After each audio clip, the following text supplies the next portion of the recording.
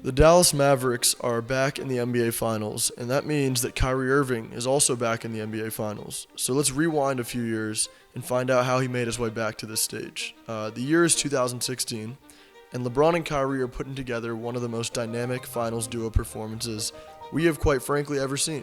Kyrie Irving put together an impressive Finals average of 27 points per game to go along with 4 rebounds and 4 assists a game. And this, of course, included the infamous game where LeBron and Kyrie each had 41 points on the road to keep the series alive and force a Game 6.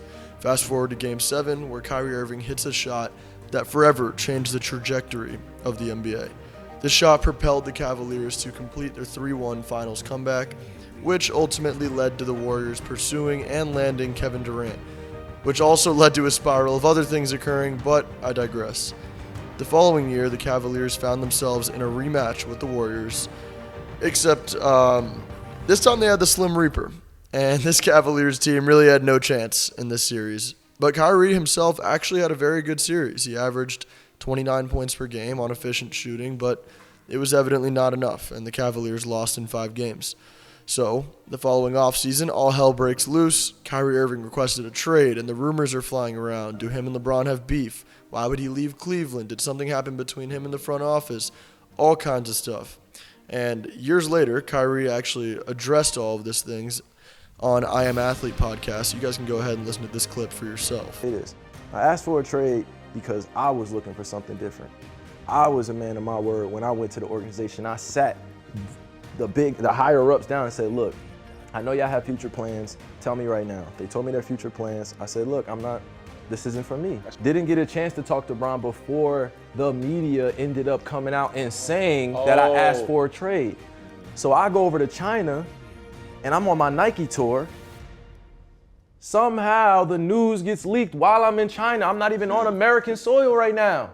So I can't even get on Defend yourself. to defend myself. But I had the conversation that needed to be had with the organization, and then I was gonna have it with Bron. But as soon as I got over to China, boom. Me and him never had beef like that. So Kyrie goes on to get traded to the Boston Celtics in a trade that looked like the Celtics clearly won at first. This was less than a month after the Celtics had just signed Gordon Hayward and won the Hayward sweepstakes and essentially assembled a super team on paper, until disaster struck with Gordon Hayward's season-ending leg injury just minutes into the season, and the Celtics managed to be successful despite that, and they won a ton of games.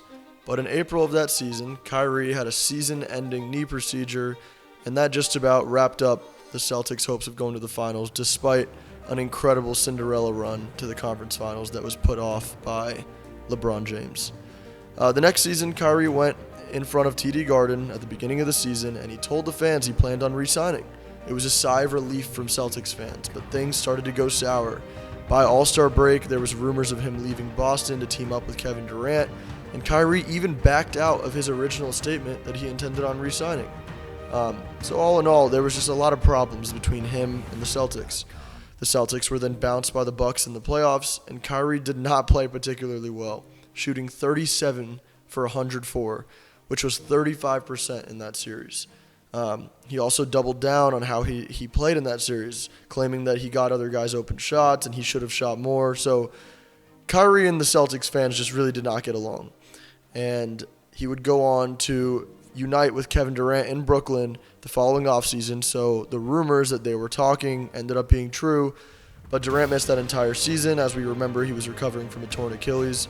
And the following season, they acquired James Harden, and the Nets were clearly one of the favorites to win the title. On Kyrie's end, he continued to create outroar among Celtics fans, whether it was burning sage in the TD Garden, stomping on the Celtics logo, or flipping off the crowd.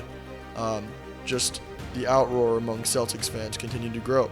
But as for the Nets' title hopes, their best chance came in 2021 when Kevin Durant's massive foot was the only thing standing between the Nets and a conference finals appearance against the Atlanta Hawks, where they clearly were the more talented team and they likely would have dominated them, and just as the Bucks did, in which they would have played the Phoenix Suns in the NBA Finals.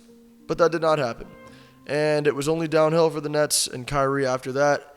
Between injuries and discontentment from each of James Harden, Kyrie Irving, and Kevin Durant, the Nets were forced to disband the super team, which was a massive disappointment. Kyrie was then traded to Dallas in 2023 for what I would call a bag of peanuts, considering Kyrie's caliber, but I understand the hesitation to trade for a guy that was constantly in the news and typically not for good reason. His first season in Dallas was another huge disappointment, to the point where Dallas decided it was in their best interest to tank at the end of the season. They knew they weren't good enough to make noise in the playoffs, and their two stars just hadn't quite gelled yet, so they purposely lost the last few games, ate a $750,000 fine, but ended up with Derek Lively, who's been an integral part of this playoff run. This season, the Mavericks were in an interesting position to open the year. This was a team that made the conference finals just a couple years prior, but they missed the playoffs altogether last year, and they knew they had to make some moves if they wanted to repeat the success they had 2 years ago, and they did just that by bringing in PJ Washington from the Hornets and Daniel Gafford from the Wizards at the trade deadline. I can confidently say that the Mavericks would not be in the finals today without these two guys. Daniel Gafford plays his role at an incredibly high level, and PJ Washington played like prime Robert Horry against the Thunder.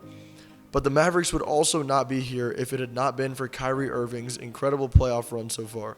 He was particularly sensational against the Wolves, where he averaged 27 points per game as the Robin to Luka's Batman. So now, Kyrie Irving is back in the finals, and everybody knows this matchup against the Celtics is very personal for him. Game 1 cannot come soon enough, and I'm very interested to see how he plays at the Garden. I think it would be absolutely poetic if we watch a Kyrie Irving game-winning shot at the TD Garden. But we shall see, and until then, we wait.